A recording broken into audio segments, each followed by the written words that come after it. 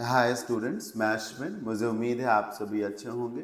Daily dose of grammar and vocab ये हमारी YouTube पे सीरीज़ है जिसमें हम 10 मिसलीनियस क्वेश्चंस चूज़ करते हैं हर एक सेशन में, कुछ ग्रामर के और कुछ वोकैब के। क्वेश्चंस को चूज़ करते समय हम ये ध्यान रखते हैं कि अच्छे स्टैंडर्ड लेवल के क्वेश्चंस हों, ताकि एग्ज़ाम में जो कई बार अच्छे क्वेश्चंस आपको ड्रॉप करने पड़ जाते हैं वो आप अटेम्प्ट कर सकें। ये इस सीरीज़ का सेशन नंबर 20 है। आइए आज की क्लास को शुरू करते हैं। हम जिन 10 क्वेश्चंस को अभी आपसे डिस्कस करेंगे, आप चाहें तो उन्हें टेस्ट फॉर्मेट पे अटेम्प्ट भी कर सकते हैं। इसके लिए आप हमारे एप्लीकेशन पे जाएं, वहां से फिर आप डेली क्विजेस इस सेगमेंट में जाएं और फिर daily dose of grammar and vocab इसके अंदर जाके डोज 20 इस टेस्ट पेपर को आप ओपन कर लें। आप इन 10 क्वेश्चंस का पीडीएफ भी अरेंज कर सकते हैं। एक तो टेलीग्राम चैनल से आप डाउनलोड कर सकते हैं, जो कि अश्विन क्लासेस के नाम से। दूसरा, एप्लीकेशन में ही जा करके पीडीएफ नोट्स में और वहाँ से daily dose of grammar and vocab इस सेगमेंट में जा करके फिर डोज 20 इसके पीडीएफ को आप डाउनलोड कर सकते हैं। आइए सेशन को स्टार्ट करते हैं। पहला क्वेश्चन है, रीड करिए। He is averse to do any form of physical exercise and this has resulted in lots of fat getting deposited in his belly area. इसका मीनिंग है अवर्स का मतलब अनिच्छुक होने से है कि वो अनिच्छुक रहता है किसी भी टाइप की फिजिकल एक्सरसाइज को करने से, और इसी के चलते उसके बेली एरिया में यानी कि पेट वाले एरिया में बहुत सारा फैट जो है डिपॉजिट हो गया है। एक बात सुन लीजिए, अगर रिजल्ट एक वर्ब है तो रिजल्ट के बाद प्रेपोजिशन इन लगता है। यहाँ पर ऐसा ही हुआ है। बाकी एरर इस तरफ है।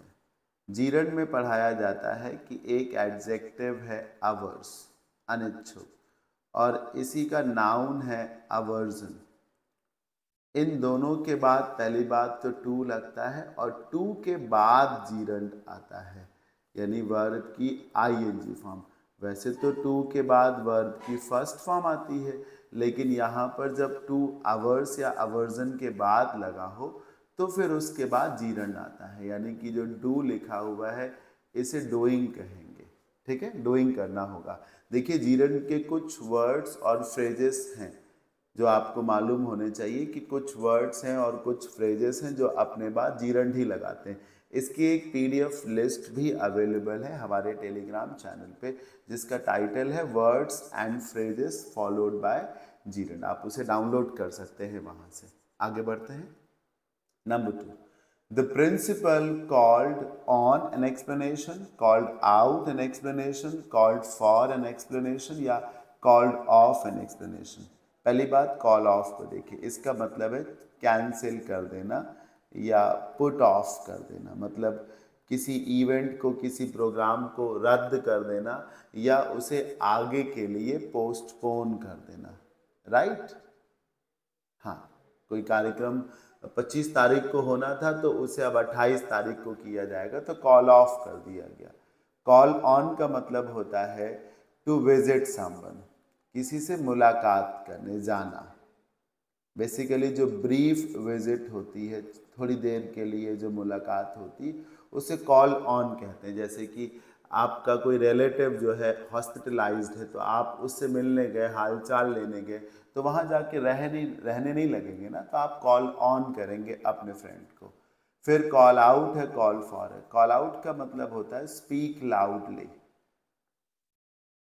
मतलब तेज आवाज में बोलना, स्पीक लाउडली, जिसको आप क्राई आउट भी कहते हैं। सो कॉल फॉर होगा which means to demand, which means to to expect एक तरीके से, या रिक्वायर करना, मतलब चाहिए, ज़रूरत है। देखिए ना, प्रिंसिपल ने क्लर्क से एक्सप्लेनेशन मांगा तो की मांग रखी को डिमांड किया, तो कॉल फॉर होगा। कॉल फॉर का मतलब है समथिंग विच इज़ रिक्वायर्ड। जैसे आप सफलता चाहते हैं तो सफलता मेहनत मांगती है। Success calls for hard work, success calls for hard work. ठीक है ना, तो डिमांड करना, एक्सपेक्ट करना। नंबर 3, ही रिग्रेटेड। रिग्रेट करने का मतलब होता है अफसोस व्यक्त करना। ठीक, वैसे तो रिग्रेट के बाद फॉर आता है, लेकिन यहाँ चूंकि इन्फिनेटिव आया तो टू लगा दिया गया। सो रैशली इन द प्ले, उसने उस प्ले में बहुत लापरवाही से या हड़बड़ाहट में काम किया, इस बात का उसको रिग्रेट था। देखिए सर, अगर आप लिखते हो टू एक्ट, तो टू एक्ट का मतलब है काम करना, और अगर आप लिखते हो टू हैव एक्टेड तो इसका मतलब है कि आप काम कर चुके हैं। सेंटेंस का मीनिंग यही है। वो रिग्रेट क्यों कर रहा है? क्योंकि उसको लगता है अब कि उसने प्ले में लापरवाही से एक्टिंग की थी, यानी कि प्ले में वो एक्टिंग कर चुका है। मेरी बात आप समझ रहे हैं ना, इस तरीके से। हाँ, जैसे कोई आज बहुत अफसोस कर रहा है कि उसने बहुत सारा समय वेस्ट किया है, तो वो वेस्ट कर चुका है ना। So she regretted to have wasted lots of time and money and resources. तो प्ले में वो रैशली काम कर चुका है, करना नहीं है, कर चुका है। तो आपको परफेक्ट इन्फिनेटिव के साथ जाना चाहिए। समझ रहे हैं ना, इस तरीके से।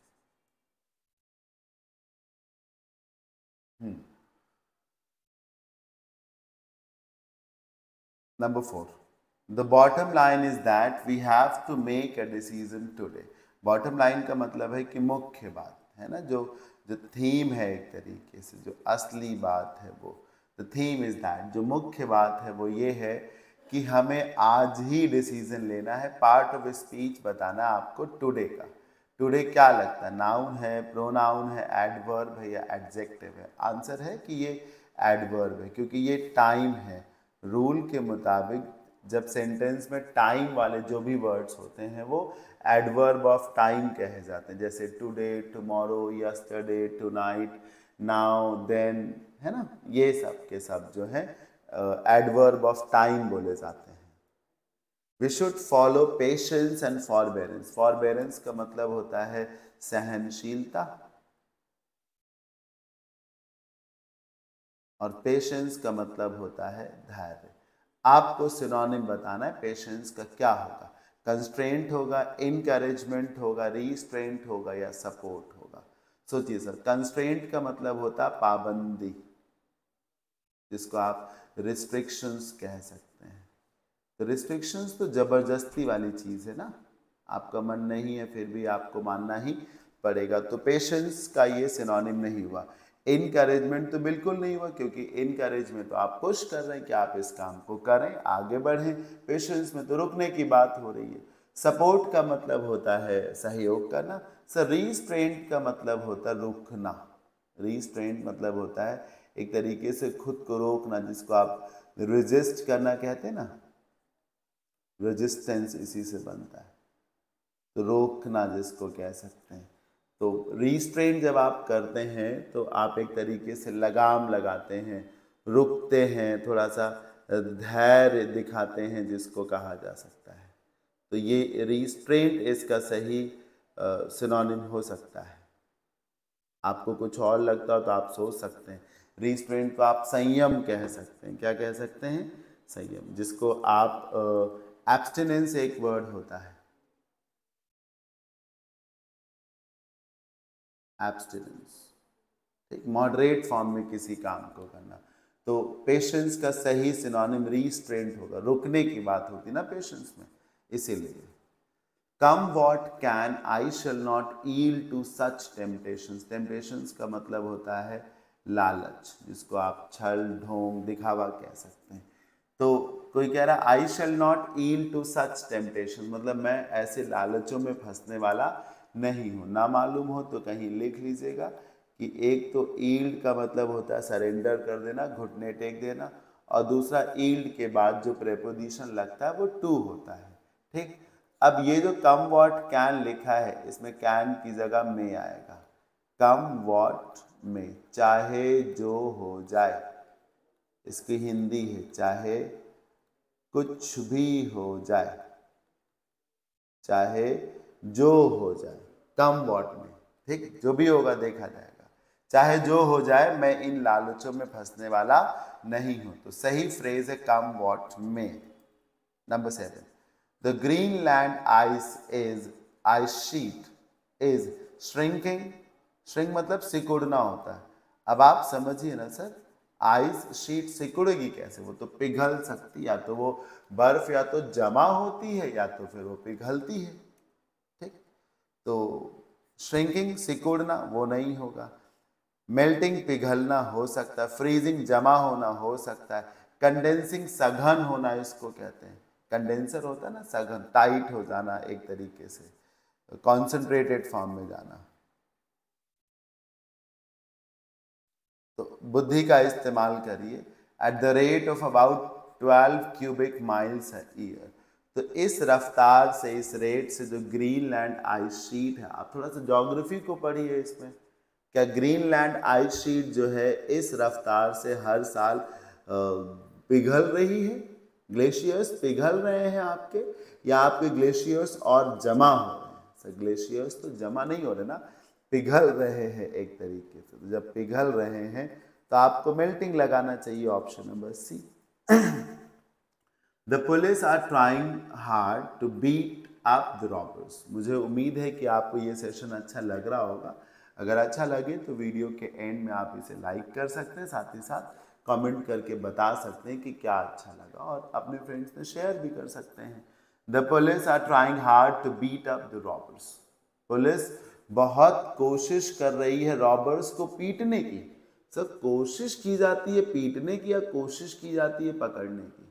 अरे पीटने का मतलब तो तब आया जब पुलिस ने लुटेरों को पकड़ लिया और फिर बहुत बेरहमी से पीटा हो, तो वो पीटने का तो पॉइंट ही खत्म हो गया। पुलिस हर संभव कोशिश कर रही है उन रॉबर्स के गिरेबान तक पहुंचने की, मतलब उन्हें पकड़ने की। अब आप समझे, run down, pull back. Pull back मतलब पीछे खींचना, रन डाउन का मतलब कुचल देना होता है सर। ठीक, हाँ, रन डाउन कम पढ़ना भी होता है। ट्रैक डाउन का मतलब है, ट्रैक नहीं किया जाता है, जैसे मोबाइल नंबर को ट्रैक कर लिया गया, तो यहाँ वही बात है, दबोचने की कोशिश की जा रही, ढूंढने की कोशिश की जा रही है। तो आपको option number a track down के साथ चलना चाहिए। हिज गिबस looks make him different from others. इसको समझाने के लिए मैंने ये इमेज का सहारा लिया। ये चंद्रमा की इमेज है। क्या चंद्रमा इतना ही होता है? चंद्रमा हमेशा पूरा होता है गोल गोल। सूरज की रोशनी जब पूरे हिस्से पर पड़ती तो पूरा दिखता है, थोड़े पे दिखती थोड़ा दिखता है, जितना दिखता है। और जितना चंद्रमा आपको दिखता है, अगर चंद्रमा पूरा दिखे तो वो फ्लैट नजर आता है, सपाट। लेकिन अगर चंद्रमा आधा दिखता है, आधा, ये देखिए आधा दिख रहा है या आधे से भी कम, तो वो उभरा हुआ नजर आता है। आधा या आधे से थोड़ा सा ज्यादा हो तो वो उभरा हुआ नजर आता है। गिबस का मतलब यही होता है, उभरा हुआ। कुछ लोगों की पीठ पे कुबड़ होता है, उभरा हुआ मांस और हड्डियां होती, उसी को गिबस कहते हैं। तो हंच कहेंगे। आपको मालूम होना चाहिए कि ऊंट की पीठ पर जो कुबड़ होता है उसको हंच कहा गया है। ठीक, तो हंच हो जाएगा। स्मार्ट, चार्मिंग या डिसेबल्ड नहीं होगा। लास्ट क्वेश्चन है आज की क्लास का।